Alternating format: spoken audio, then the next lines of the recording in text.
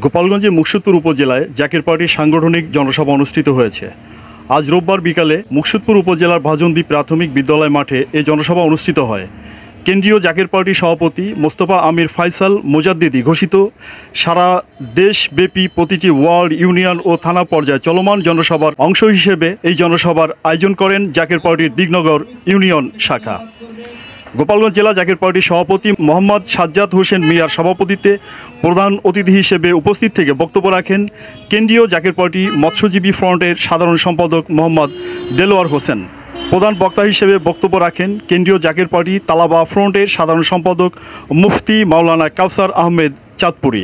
সমাবেশে বক্তারা বলেন, আগামী জাতীয় সংসদ নির্বাচনে দেশের একমাত্র দুর্নীতিমুক্ত দল জাকের পার্টিকে গোলাপফুল মার্কায় ভোট দিয়ে জনগণের সেবা ও দুর্নীতিমুক্ত দেশ গড়ার আহ্বান জানান। আমরা আদর্শকেন্দ্রিক দল হিসাবে সমস্ত দলের ভিতরে গুম খুম মারামারি বিভিন্ন ধরনের তারা মানুষ সেবার থেকে তারা ছিটকে পড়েছে। 5ই আগস্টের পরে আমরা দেখতে পেরেছি জাকের পার্টি ছাড়া বাংলাদেশে সুষ্ঠু ধারার রাজনীতি কেউ করে না। বাংলাদেশে কোনো নেতা থাকবে না, বাংলাদেশে কোনো নেতা থাকবে না, জাকের পার্টি ছাড়া কোনো পার্টি থাকবে না। আদর্শ যার নাই সে থাকতে পারে না। আমি মনোনয়ন প্রত্যাশী গোপালগঞ্জ একের থেকে। আপনারা আমার জন্য দোয়া করবেন।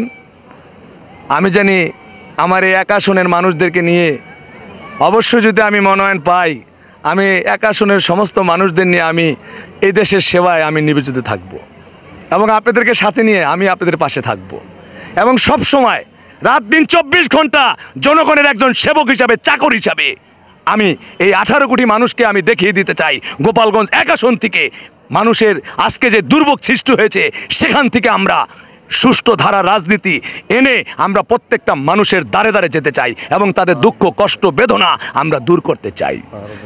এ সময় বিশেষ অতিথি হিসেবে উপস্থিত ছিলেন পদ্মা বিভাগ জাকের পার্টি কেন্দ্রীয় সাধারণ সম্পাদক মোহাম্মদ ইমরান হুসাইন, গোপালগঞ্জ জেলা জাকের পার্টির সাধারণ সম্পাদক মোহাম্মদ জাহাঙ্গীর আলম, সাংগঠনিক সম্পাদক মোহাম্মদ মাহবুবুর রহমান শাহিন মোল্লা, জেলা জাকের পার্টি মহিলা ফ্রন্টের সভানেত্রী লতিফা রহমান সহ রাজবাড়ী, ফরিদপুর ও শরীয়তপুর জেলা জাকের পার্টির ও অঙ্গ সংগঠনের নেতাকর্মীরা উপস্থিত ছিলেন।